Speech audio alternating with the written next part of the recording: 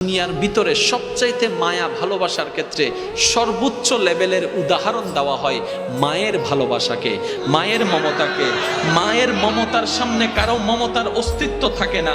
মায়ের ভালোবাসার সামনে কারো ভালোবাসার কোনো দিক নির্দেশনা খুঁজে পাওয়া যায় না।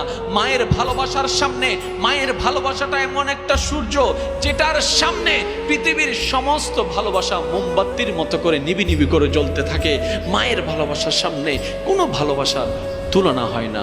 রব বলছে, হাজার মা তোকে যতটুকু ভালোবাসবে, আমি রব তোকে তার চাইতে বেশি ভালোবাসেছি।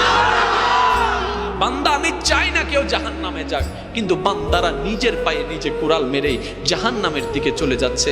আমি রবতেই বলেছিলাম, আকিমুস সালাত, নামাজটা তোরা আদায় কর, কিন্তু তোরা তো করলি না রে বান্দা, করলি না। তোদেরকে বলেছি রোজাটা আদায় কর, তোরা তো সেটাও করলি না। তোদেরকে আমি রব জানিয়ে দিয়েছি, মা বাবাকে কষ্ট দিলে জান্নাত পাবি না, সেটা আমি জানিয়ে দিয়েছি। তারপরে তোরা মা বাবাকে কষ্ট দিয়েছিস। তোরা তো নিজের পায়ে নিজে কুড়াল মারছিস, নিজের জান্নাত তোরা হারিয়ে ফেলছিস। বান্দা, একটু ব্রেক লাগা, একটু চেষ্টা কর, তুই পারবি, তুই চেষ্টা কর, আমি রব তোকে রহমত দিয়ে সাহায্য করবো।